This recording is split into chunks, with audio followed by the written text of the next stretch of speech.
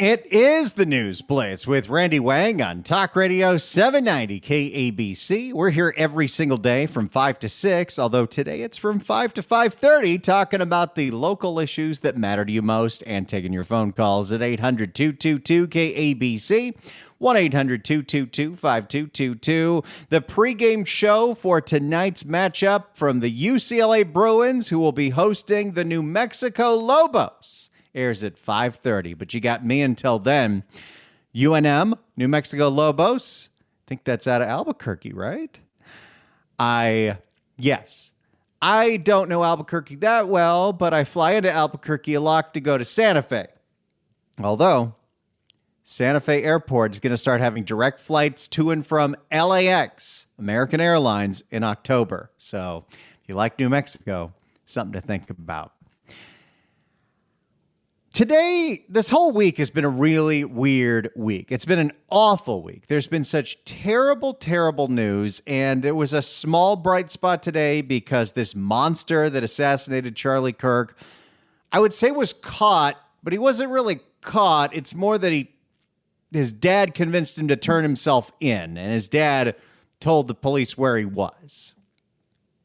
The FBI did not catch this guy, which is a whole other topic that we could discuss for another day. But there has been so much disinformation, misinformation, and bad information about this crisis over the last 48 hours. And one of the more trustworthy, stable people that you've been able to listen to over the last couple of days over what is actually something you can, take heart that is true at this point was the governor of Utah, Spencer Cox, who's been kind of a calming presence in this. And he said something very, very relevant today that I think everybody needs to hear. I absolutely believe that this is a watershed in American history, yes. The question is what kind of watershed? And that chapter remains to be written. Is this the end of a dark chapter in our history or the beginning of a darker chapter in our history? Look, I mean, if you look at true political assassinations in this country of someone of this stature, this feels a lot like the late 60s. And having one so gruesomely displayed on camera in all of our hands and in all of our pockets, we are not wired as human beings biologically, historically. We have not evolved in a way that we are capable of processing those types of violent imagery. He's so right about this. And anyone that saw that video that couldn't look away from it, that, it showed up on their feed, seeing something like that with your own eyes is traumatizing. And by the way, we've seen another one with a gruesome stabbing very recently that went viral. This is not good for us. It is not good to consume. Social media is a cancer on our society right now. And I would encourage. When I heard that, I was thinking to myself, he's totally right. Social media has become a cancer to our society in so many ways. Social media is a cancer on our society right now. Social media is partially what amps up all this rhetoric, which has everybody into this tribalism, we all hate each other mode. Social media is a cancer on our society right now. And I would encourage people to log off, turn off, touch grass, hug a family member, go out and do good in your community. That is happening, and it's happening organically right now. I had a friend in a small city in Utah who said, we're getting together.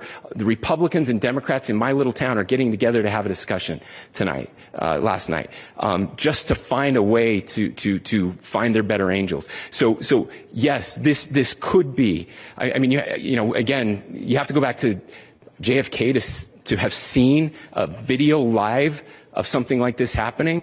I wasn't born until 1975, but I know that things were really dark in the late 60s. Sorry to some of you. I know some of you were there. But this is our moment. Do we escalate or do we find an off-ramp?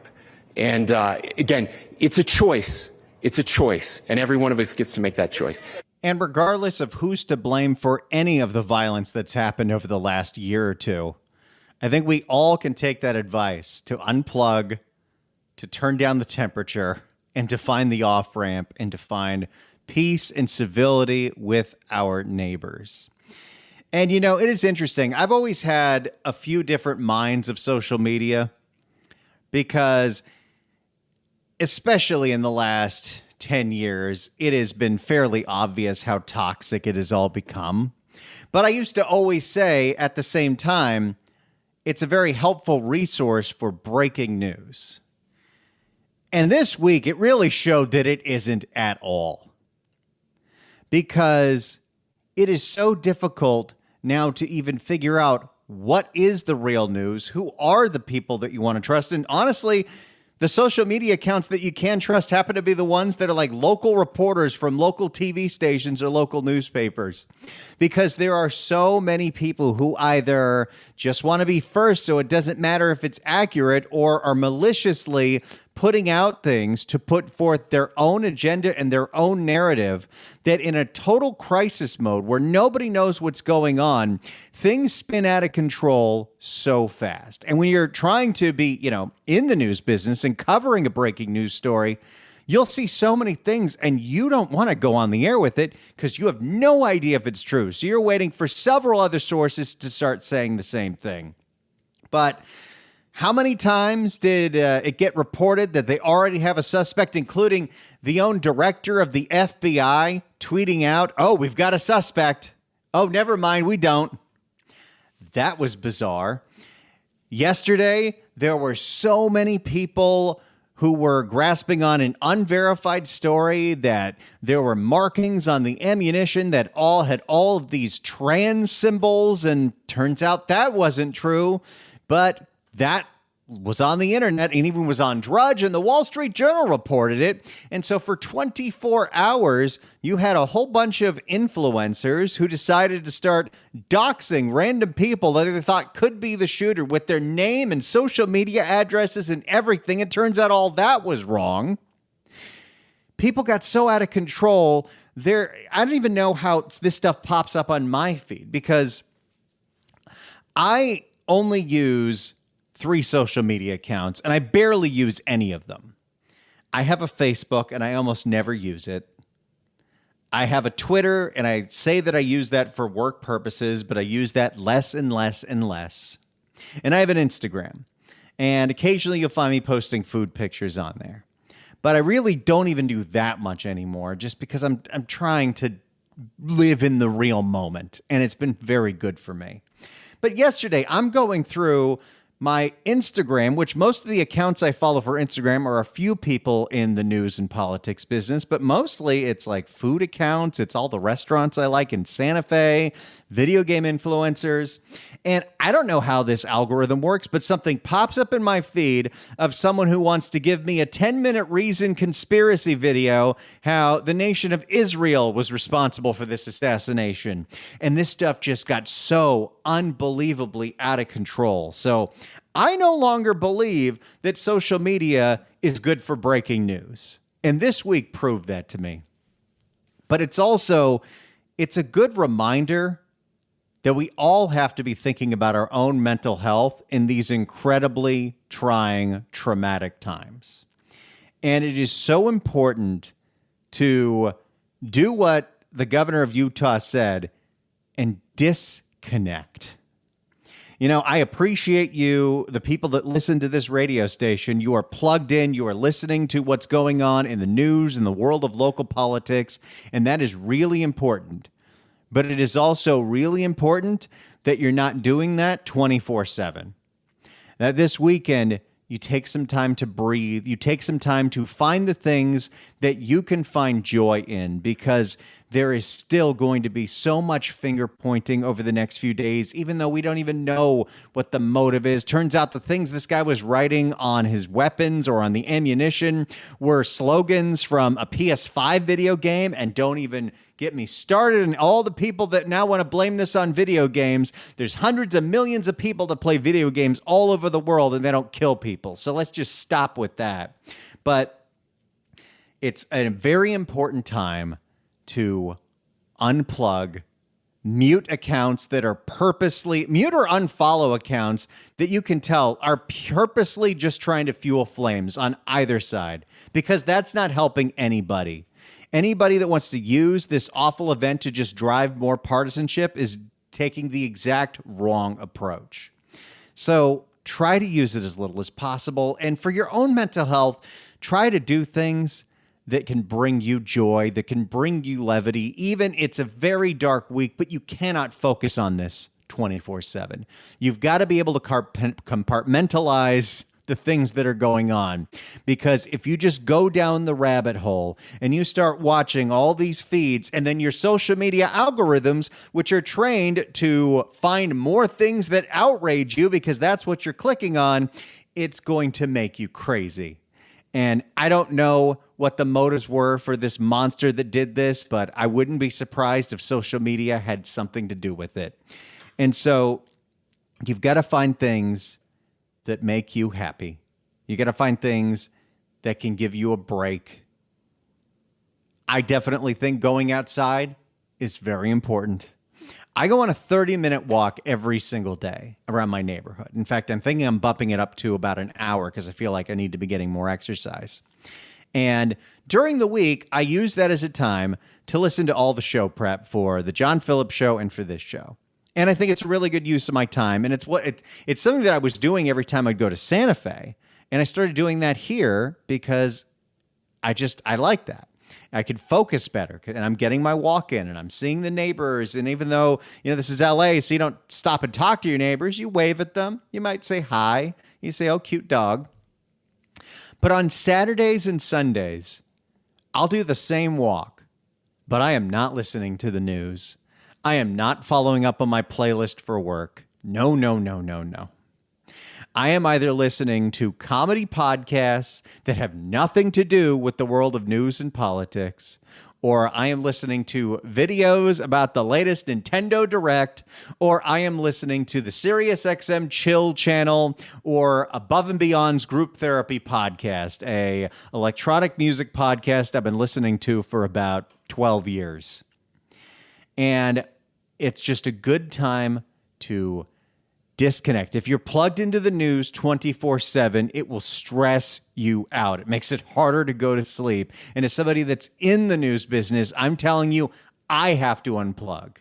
So I'm always looking for things that can give me a break from that. So I'm not thinking about the madness of the world, or the madness of Southern California, or the madness of Los Angeles 24/7, because it is not healthy.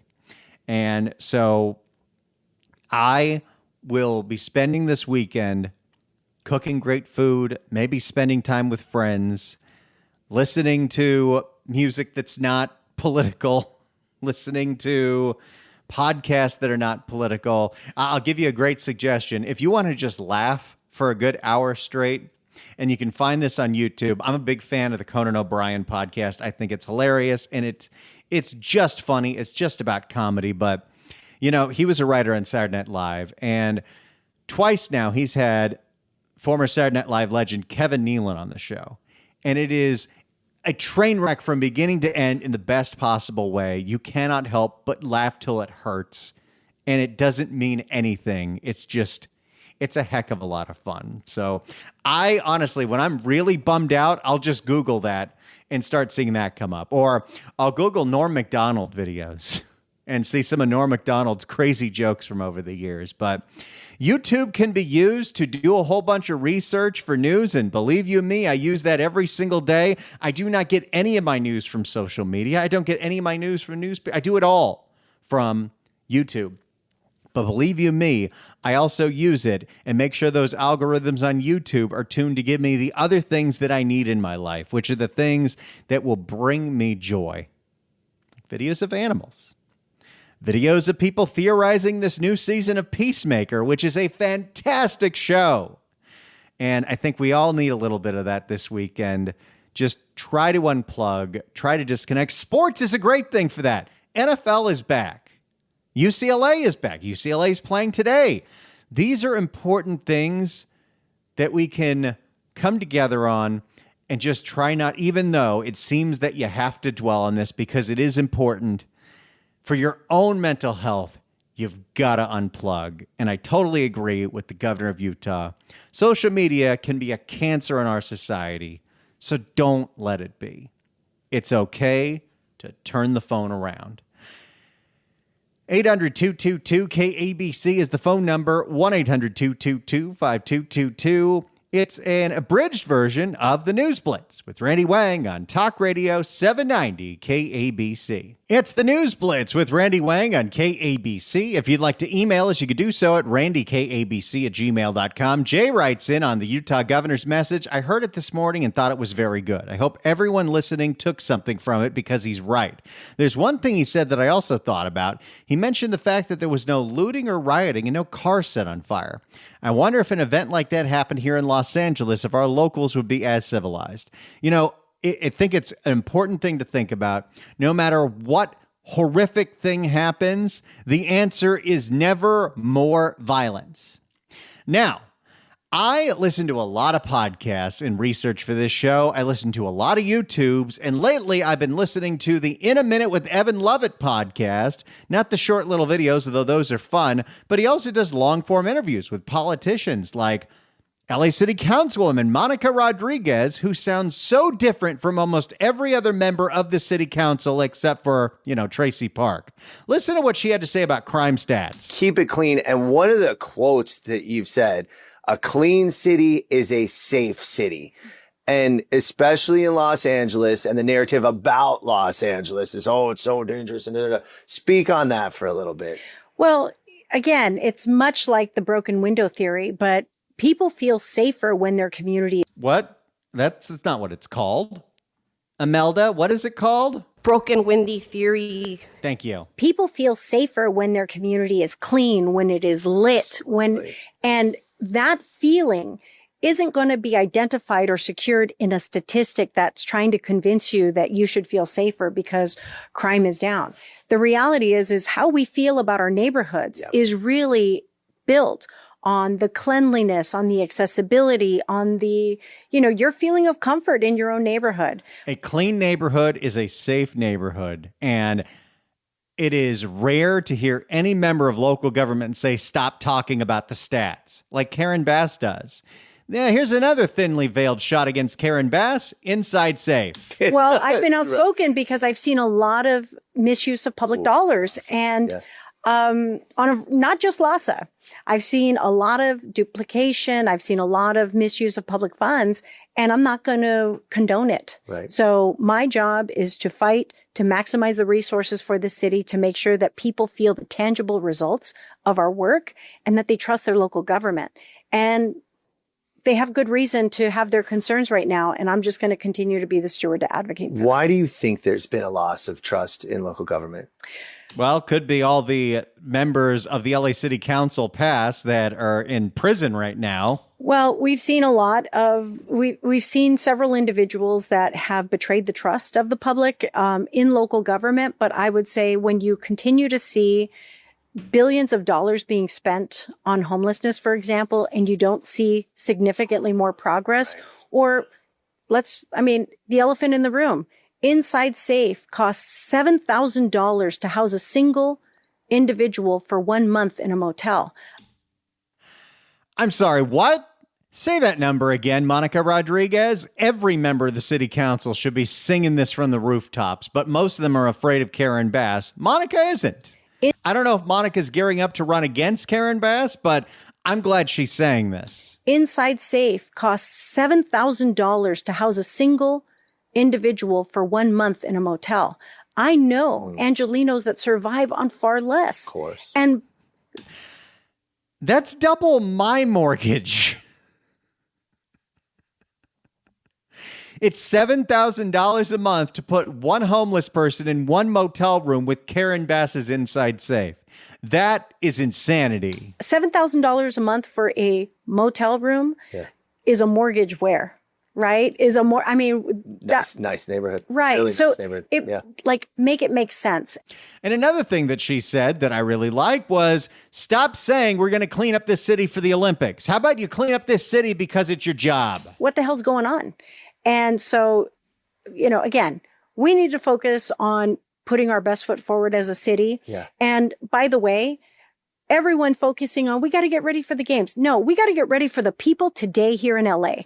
I am not, what really upsets me when everyone's kind of got this goalpost for 3 years from now, or because FIFA is coming. You know what? Angelenos deserve this now. Yeah. And that's my problem, is everybody has this lengthy goalpost. And for me, my goalpost is here every single day. We should be all. I got to say, as someone that's born and raised in this city, it is so insulting when Karen Bass says, we're going to clean up this city for the Olympics. All showing up to make sure that our city is cleaner, is safer, is more financially secure for the businesses that want to operate here, and are creating jobs that are going to help buoy the economic mobility for families in the city. And that's what we need to be focused on. It is very refreshing to hear any member of the city council talk like that. And so when someone does, we're going to applaud it. Thank you all so much for listening. UCLA is up next. It's the News Blitz with Randy Wang on KABC.